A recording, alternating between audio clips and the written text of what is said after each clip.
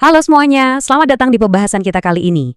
Nah, hari ini kita nggak akan bahas deretan angka atau teori yang berat-berat ya. Kita justru mau ngobrolin sesuatu yang sangat personal, sangat manusiawi, yang pasti ya cepat atau lambat bakal kita atau orang terdekat kita hadapi.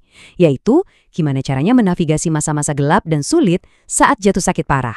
Ini benar-benar soal mencari ketenangan batin. Yuk, langsung aja kita mulai. Coba deh, bayangin sebentar. Pas tubuh kita benar-benar lagi drop, terus rasa sakit, rasa capek yang luar biasa, ditambah pikiran yang kalut mulai ngambil alih. Jujur aja, boro-boro mau mikirin kata-kata yang indah buat berdoa kan? Rasanya nyaris mustahil. Beban fisik dan emosional pas lagi sakit parah itu emang berat banget dan itu wajar banget kok. Terus pas energi kita udah habis dan kita nggak tahu lagi mau ngomong apa, kita sebenarnya harus berdoa kayak gimana sih? Nah, materi yang bakal kita bedah hari ini ngasih satu jawaban yang benar-benar bikin adem buat situasi kayak gitu. Kita masuk ke bagian pertama tentang menghadapi sakit parah. Menariknya di sini, sumber materi kita sama sekali nggak berusaha menutupi kenyataan pahitnya. Ada satu kata yang sering banget kita dengar yaitu musibah. Tapi di konteks ini musibah itu spesifik banget merujuk ke penyakit parah yang diturunkan atau yang lagi kita alami. Jadi konsep bencana atau ujian hidup yang biasanya kedengeran abstrak ditarik langsung ke realitas yang benar-benar nempel sama kita. Yah, kerasa sakit di badan kita sendiri. Ini tuh kayak memvalidasi perasaan kita, ngasih pengakuan bahwa, hey, rasa sakit yang kamu rasain tuh emang beneran ujian yang berat loh. Lanjut ke bagian kedua, doa terbaik. Nah, di tengah-tengah rasa sakit dan kebingungan fisik itu, kita nggak ditinggalin sendirian tanpa pegangan. Kita dikasih satu alat utama, sebuah doa yang super singkat tapi wow, bobot dan maknanya dalam banget. Doa ini tuh seolah emang sengaja dirancang buat momen-momen krisis, pas kita udah nggak punya sisa tenaga buat mikir kalimat yang panjang-panjang.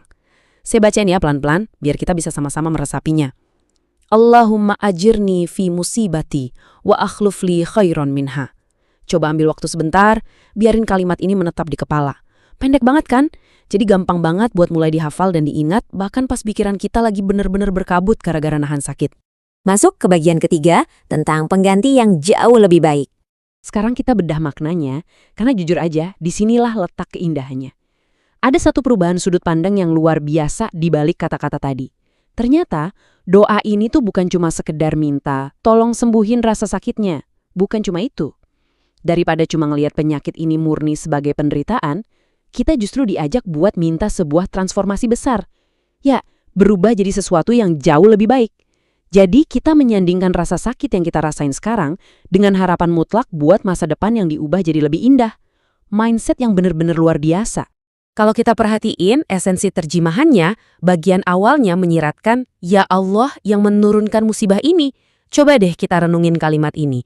Ini tuh sebuah pengakuan yang jujur dan tulus banget. Materi ini ngingetin kita buat sadar kalau ujian ini asalnya dari zat yang lebih tinggi. Jadi bukannya marah-marah atau merasa jadi korban dari keadaan yang gak adil, kita diajak buat ikhlas. Ada penerimaan kalau rasa sakit ini memang diturunkan dan pastinya ada di luar kendali kita sebagai manusia biasa. Terus, puncaknya ada di bagian akhir yang nyambung gini. Gantilah musibah ini menjadi lebih baik dari musibah ini. Nah, kenapa bagian ini penting banget buat kita ingat? Soalnya kalimat ini bawa satu janji dan harapan yang bikin hati tenang.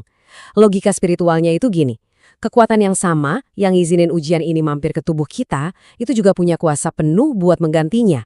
Dan gak cuma sekedar diganti loh, tapi diganti dengan sesuatu yang jauh lebih hebat, lebih bermakna, dan pastinya jauh lebih baik dari rasa sakit itu sendiri. Sebuah game changer sejati buat batin kita. Gak kerasa kita udah nyusur materi yang singkat tapi mahal banget ini.